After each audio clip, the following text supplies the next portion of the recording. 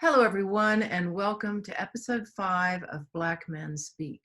I'm Catherine Robertson-Pilling. This is the 5th conversation with 3 men I'm privileged to call my friends, Cal Harris Jr., Allie Joseph, and Joshua Kamara. When George Floyd was murdered, I reached out to these 3 friends, and the idea for these conversations was born. Joshua Kamara is an entrepreneur in Sheffield, England. He started out in property investment as a teenager and has sourced more than 400 UK property deals, including a property that my husband and I purchased in 2016. Josh developed his powerful philosophy of life based on discipline, dedication, and determination through a lifetime of high-level competitive sports, including a boxing career from the age of 16. Josh quickly became a dear friend, and I'm honored to support him in launching his vision to empower youth through his program of mental and physical exercise. Allie Joseph is a priest in the Anglican Diocese of Johannesburg, South Africa. He was born and grew up in the harsh landscape of South Africa's Northern Cape. He describes himself as a child of the African soil, but he spent much of his life working in the Catholic Church on 4 continents. Classically trained in philosophy and theology, he believes deeply in the power of human potential. I met Allie in the south of France in 2013, and we've had many deep conversations since then. I do really cherish his friendship. Cal Harris Jr. is a contemporary jazz artist. He's toured the world as an engineer, programmer, and producer with musical legends like Earth, Wind & Fire, Lenny Kravitz, Prince, Whitney Houston, and Beyonce. He's released 3 successful CDs of his own with multiple hit singles, and Billboard magazine ranked him number 4 in his genre for the year 2018. He grew up in Los Angeles, now lives in Phoenix, Arizona. Cal and I met in a process group in Los Angeles in 1995, and we've stayed connected through many open and meaningful conversations ever since. For my story and why I, as a white woman, am facilitating this conversation, I invite you to watch the first episode of this series. I want to emphasize, as I do every time, I'm not an expert or a scholar, and I may very well get something wrong here, but I do know how to ask questions and I know how to listen. This is the time for exchanging stories and for getting rid of stereotypes and replacing those with real people that we have real relationships with. This has been an experiment, and we are now co-creating this series. First 2 episodes, we have decided now to shift to shorter episodes around relevant themes. And today, the theme is stereotypes and microaggressions. So here we go.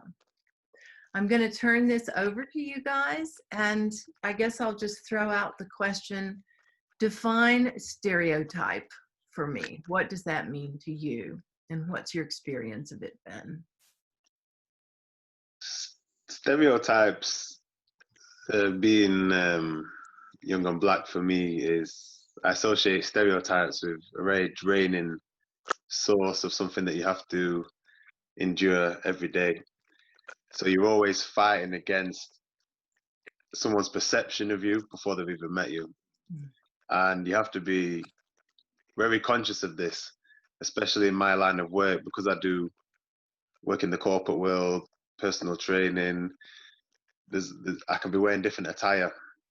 And it's interesting on how I'm perceived, how I'm treated, how I'm regarded, depending on what I'm wearing. And a lot of that feeds into a perception from a stereotype, which is already put in place. So you're constantly having to be conscious of that, and you're always trying to overcome that hurdle, which is sometimes presented, not always, but often presented without gaining understanding for who you are and what you're about. So I think with stereotypes, don't know, as people, if we sometimes are fed into the stereotype, and a lot of people live the stereotype through not understanding who they are, if they have any type of identity crisis, they go to the stereotype as some sort of, that's what I can call myself. So I think there's some very dangerous, very poisonous, toxic stereotypes which people are unaware that they adopt. And for me personally, it's just something that which is very draining, because you're constantly having to be wary of people's perception of you before they've even met you. Mm-hmm. Yeah. You know, there's a clear definition of stereotypes, but then there's the applied definition of stereotypes when it comes to racism, Mm-hmm. especially race, perception of race, and how race is perceived, and how race is it's like people go around with like little boxes that they tick. If you look a certain way, if you sound a certain way, if you come from a certain place, they go around, they tick the boxes, and sometimes what happens is, like, before they tick the boxes, they just put you in a box, and they say, okay, he looks like this, so she looks like this, so they will behave like this, and they should be treated like this. There's no sense of, like, let's get to know them, let's get to see who they are, let's open the box. And I found this,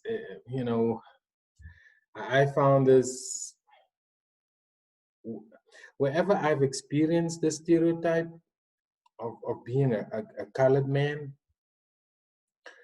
it's never surprised me. I've never been surprised at the way people treat me. Like, then they hear, okay, he can speak, he speaks, well.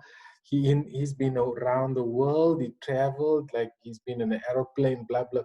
And then they try to change their perception of me, but like they came into the conversation with this one perception, and this stereotype. They said, no, he looks like this, so he must conform to these things. And sometimes people are, they resistant. They don't want you to change their stereotype of you. They'll like say, no, but like, what?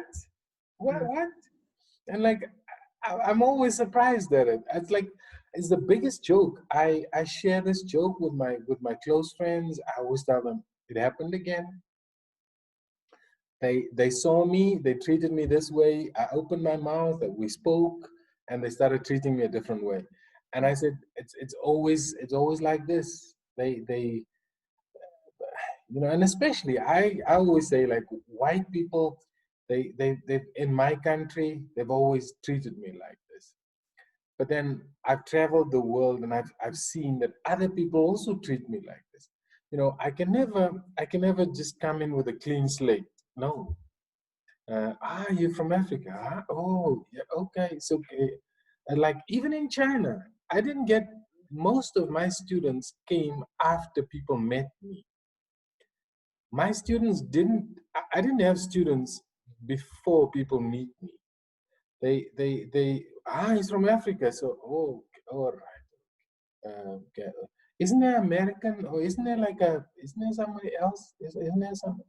And then I meet them outside of school, and then, he's nice. He knows, the kids like him, but the stereotype is always there. It's like making bricks with like a foam.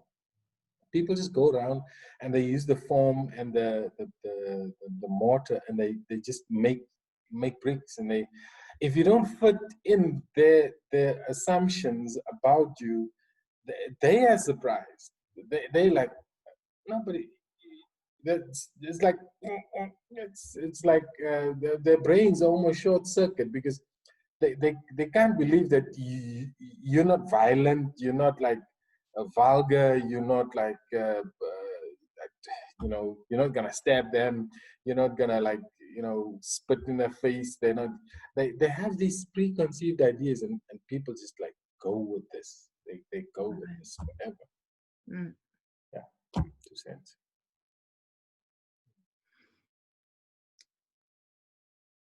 Cal, anything? You're muted. Yeah, okay. I don't know if you guys are I'm having a little trouble with my connection, but it sounds good right now. So, Good. Yeah, I was listening to what you said, Ali, and I was thinking it brought me back to my childhood and the feeling that I always had when I went to a new school, that of having a clean slate, and that the hope. I remember the hope that I felt that I'm going to go into this school and it's going to be different, and I have a new chance to make a favorable impression, I guess. And there was always this sense that I had done something that had given me away, or just made it clear to people that there was something wrong. There's something different or bad about me. And I never really put it with, I had enough stuff going on in my life, enough of my own personal issues that were different than anyone else that I knew around me. I had a mother who was an amputee, and I had, my father wasn't in the home, and I just remember that feeling. I always personalized it. Mm-hmm. I always thought that there was something wrong specifically with me, as opposed to there being some more general issue. And I was in a lot of situations where I was the only Black person, or one of two or three. And when there were other Black people, I always imagined that they were, that they weren't having the same issues that I was. And to some extent, I guess that's true. But as I got older and I started to really understand how systematic racism can be, and how ingrained the stereotypes are, of a Black person is either a criminal or a service provider type person, janitor. There's just, on television, you just saw Black people depicted a certain way, and in magazines, and on the news, and there were a few positive images, and fortunately for me, my father was one of them. He was very successful, and so I can kind of come at this from a couple of different angles. And what I learned to do with some of that was to really be good, in my opinion, at fitting in and putting people at ease. I was just talking to a friend of mine the other day, and he was saying the same thing, that becomes a number one survival skill, is how quickly and efficiently you can put white people at ease when you run into them, or when they run into you, and or when you're being pulled over by the police. And so for a good part of my life, I've always felt empowered by my ability to do that. And as I may have mentioned before, I'm 6'6", and the first impression that a lot of people have of me is like, oh my God, I hope that guy doesn't get mad. And and my job is always instantly to let them know how safe they actually are with me, and so I always felt positive about my ability to do that, and only recently am I starting to realize and kind of feel sad about the fact that I should have to do that. I mean, even if I do excel in it, it's just unfortunate that a whole group of people's survival is dependent on their ability to put another group of people at ease about them just on their first impression of them. You know nothing about me. And I've immediately got to put you at ease. And who's putting me at ease? Yeah. So, yeah, I guess that'd be my opening thoughts on that.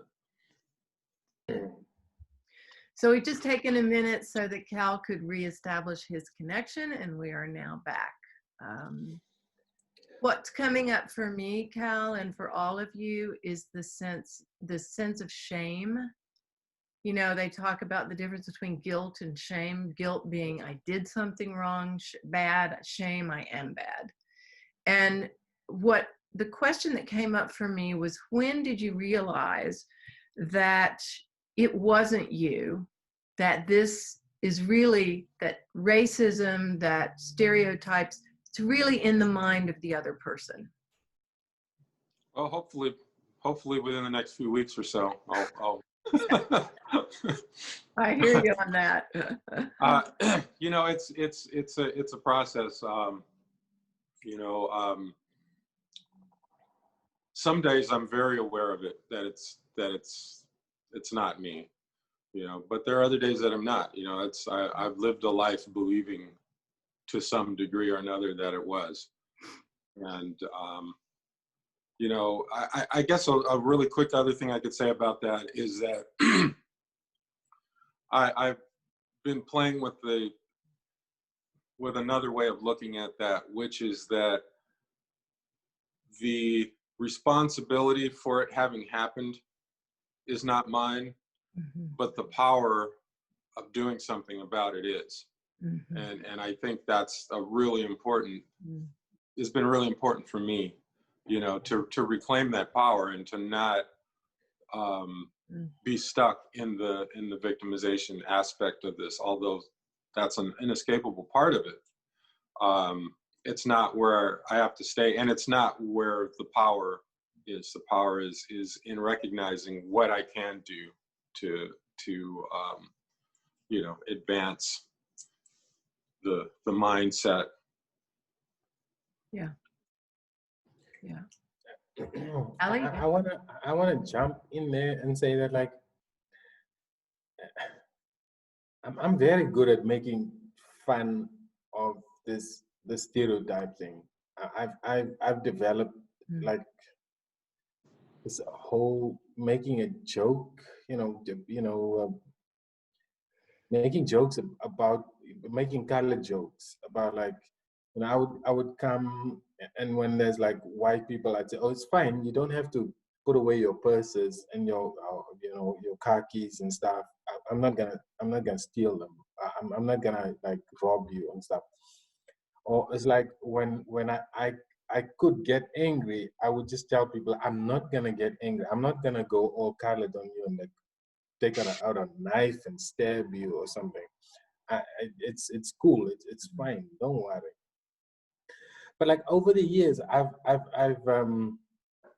come to understand that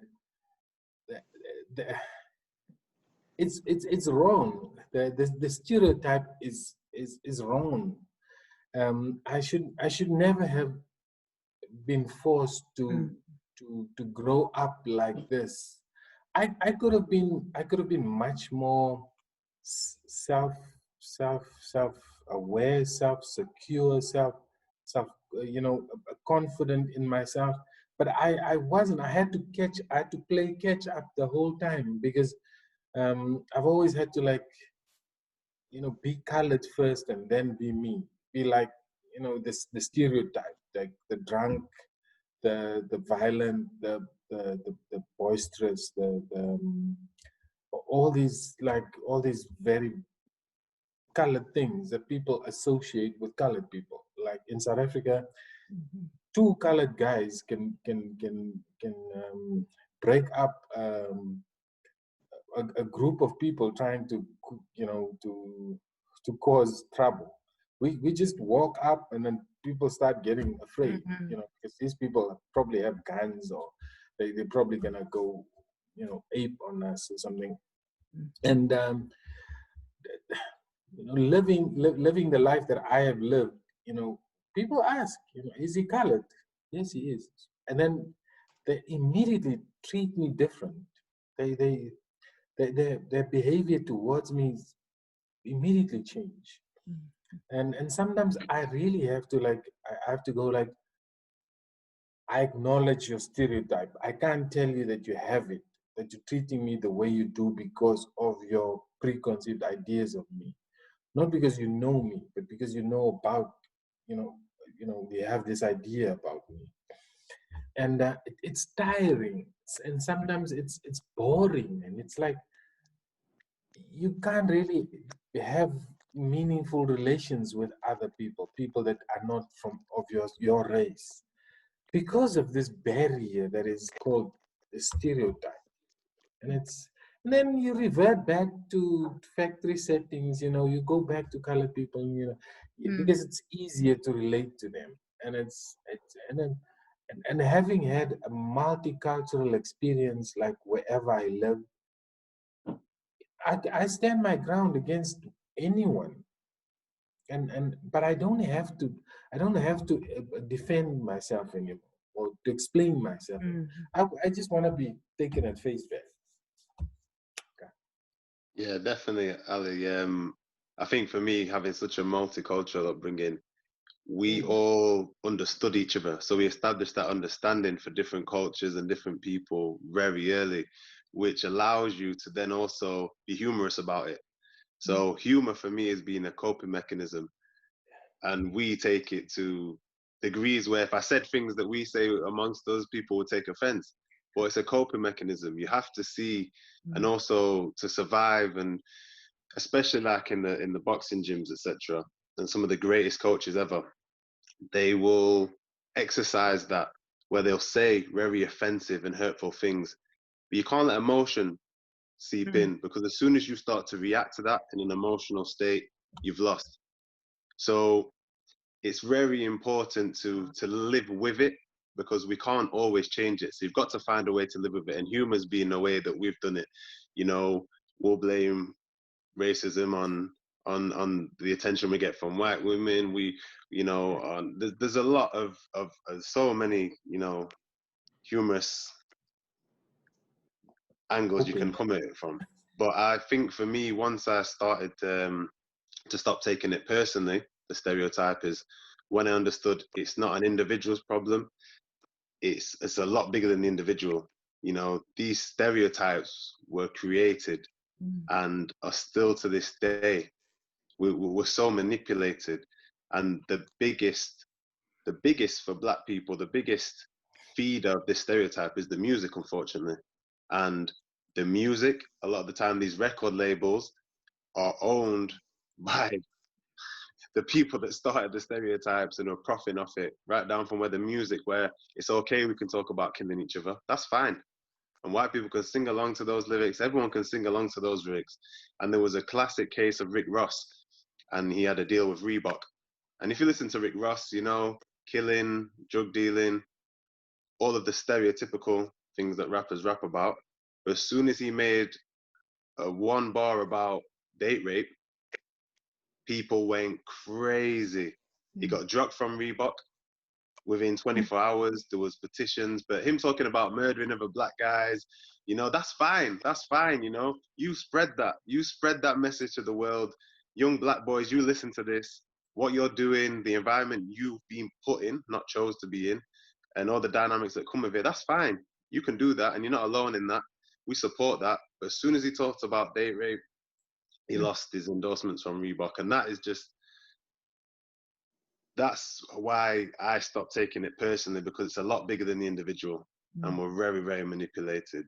And, we as Black people do also feed the stereotype. I mean, the N-word, for instance, in the UK, for us, it's used, but again, that is a very American word, in the sense that, I don't know if you know, but 80% of slavery was actually in the Caribbean. the Caribbean slavery overweighed the percentage of slavery in America, which was basically down the eastern border, and due to the sugar cane and the resources. But if you listen to American rap, the N-word is in it, in everything, you know, a lot of the time. You listen to dancehall and reggae, you won't hear him say it. You won't hear Beenie Man, Vibes Cartel, Mavado use the N-word. It is a very artificial and kind of word that's been adopted, and it helps feed the stereotypes that we're living with every time, you know, that we like chicken, we smoke weed, we drink, all the rest of it. And yes, some stereotypes are true, but are also true in other religions and races as well, and that's okay. But for us, it's deemed as something that's evil and it's bad, and that means he's a bad person. And like Ali and Caleb both said, we always have this. Every interaction we have with people or events, this is in our heads, and this is something that we've got to also counterbalance, opposed to just wanting to express ourselves and be ourselves without a label attached to it. So yeah, I don't take it personally, and I find humor as a good coping mechanism to deal with stereotypes. Well, for that, I say, if you don't like fried chicken and watermelon, there's something wrong with you. Dave Chappelle. One of the greats.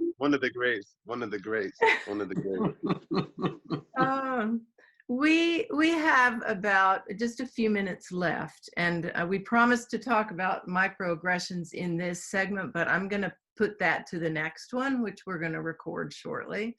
But what I'd love to do is just, you know, because stereotypes are not just white on black. They exist everywhere.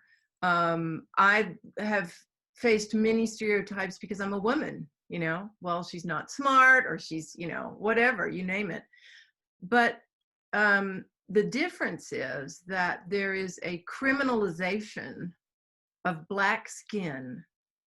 I mean, that's how it looks to me. And so it costs you guys something it doesn't cost me. And maybe I don't make as much of a salary, but I'm not worried about getting picked up by the police, you know, because I'm in a, you know, just walking down the street at night.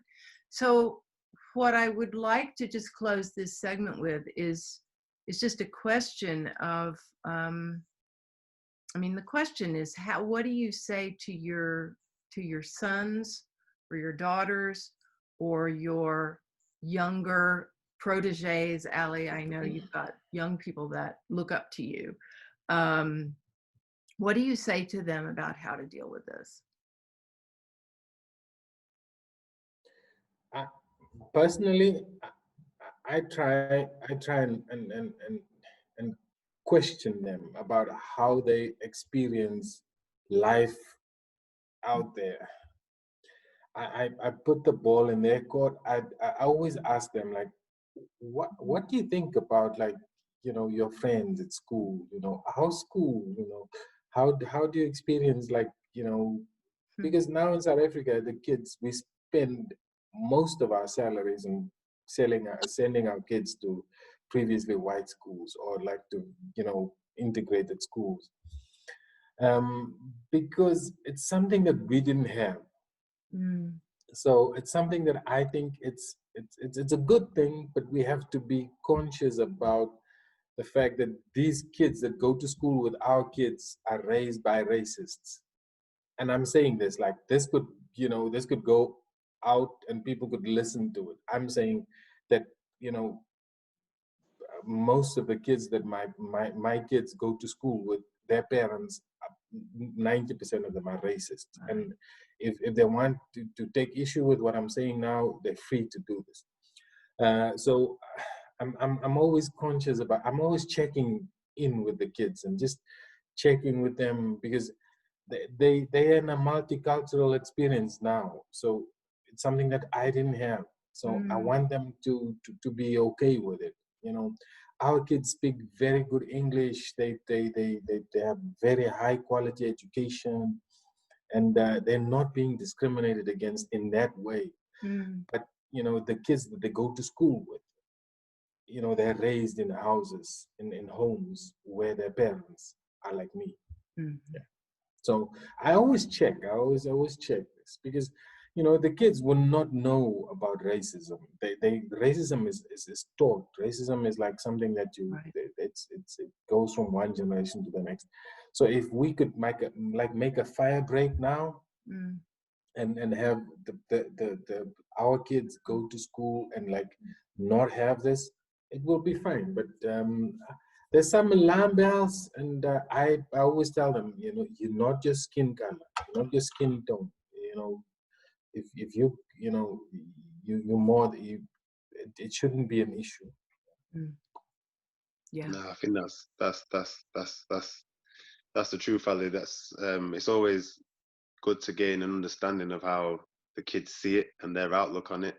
And it's going to be something that you have to continually support, keep a fluent, open dialogue, because they're going to experience different experiences, feelings constantly. So you've just got to keep that open fluency where you're checking in with people, Yeah. checking in with the guys, and you're asking them how they interpret it, and you know how they feel, and just have that support structure there. But you've got to, like how we're having these conversations. I mean, with my sons, we talk about it. There's nothing we're trying to sweep under the carpet. You know, we talk about it. Mm. And what's interesting is with kids, I remember Rasaya from an early age, maybe from 6 or 7, and this is sad, and I hear this a lot of black kids saying, it's because I'm black, without really understanding. You know, they know they can say that, but they don't really understand why they can say that, and why there may be truth in it, or why they might be, you know, also being able to manipulate the oppression and the dynamic in their favor. So I just, especially with Sai now, he's 12, we just have very open conversations, and I'll break it down for him from my understanding and my experiences, to give him, at least he's talking from a place of understanding, opposed to something he might have heard, or a catchphrase like Cal's always gone about, that people using Karens. And it's very easy to do that, and kids do that. They'll find something, they'll attach onto it, and they'll just use it without really understanding what they're saying. So yeah, I think for me, it's just having that very open, honest, consistent dialogue. Mm-hmm. Yeah, I would agree with that. I think that communication is the key. I mean, my way of dealing with people in general just has to do with the fact of the people that I know. And I think that as the world gets smaller because of technology, we're kind of all being thrown together, whether we like it or not. And we no longer have the luxury of living in our own communities and you know, only choosing our children's friends, and you know, there's exposure to everything all at once. Within a few minutes, you can find yourself wherever. And you know, when I think about what I want to tell the children, I think I'm a little torn, because there's a lot that I don't want to tell them, you know, that I don't want to pass on to them, because that seems to be how this is perpetuated, is from generation, like you were saying, Ali, about the generations of people, and the training, you know, what you saw your parents do. And children, if left to their own devices, will usually abandon their parents' stances on things. And so I think they're doing a pretty good job of that. You know, when I look at my children and I look at children their age, they are so far ahead of where I was at that age. And then when I look at people that are older than me, you know, I see how much deeper the pain is. You know, if I just go, you know, 5 or 6 years back before my time, you know, because I was in the 60s, I was born in the 60s, and you know, people that were born in the 50s just have a completely different viewpoint on this stuff. So it's almost like we're trying to escape the gravity of something that started hundreds of years ago, and we make a little progress with every generation.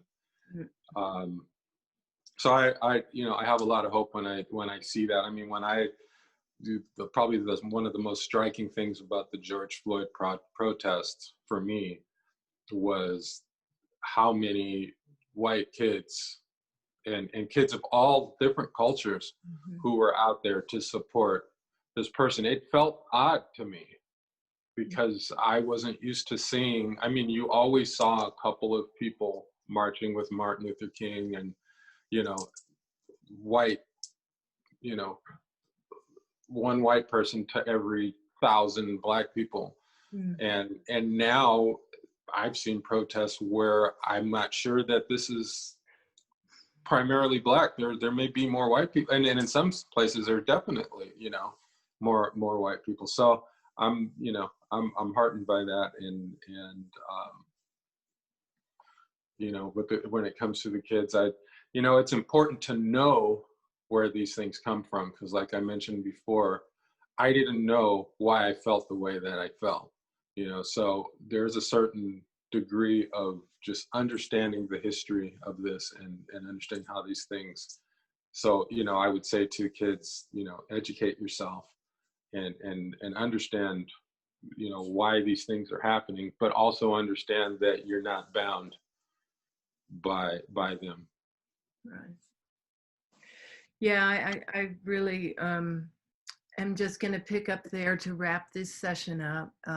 One of the things that I learned growing up in the South is that the way that human beings feel secure is by putting a box around themselves or a fence around themselves. And whatever the criteria is, us versus them gives the human animal a sense of security. And with technology, as that fence is getting bigger and bigger, and we are having to learn to live together, the challenges are greater. We have to be forced to abandon some of those things that made us feel secure before. But I was really heartened when I was preparing for this series. I spoke with a 16-year-old young man in Atlanta who said to me that he had not experienced racism. And when I really questioned in a way. But then I think of the biblical reference, the sins of the fathers are visited upon this, down to the 7th generation. And when we have 7 generations from whatever was the source of all of this, that's change occurs and it takes time. So we're part of that process. So with that, I just want to say, we're at the end of this time. I want to thank each of you really deeply, Cal and Ali and Josh, for being here today and for speaking your truth and taking a stand for the possibility of coming together across this manufactured racial divide. And I want to thank each of you who has stayed and taken the time to watch this to the end. It's each of you doing what you know how to do and taking risks in your own life for what you know is right that will turn the momentum of this moment into lasting change. This has been Black Men Speak, and I'm Catherine Robertson-Pilling, and I hope you'll join us next time.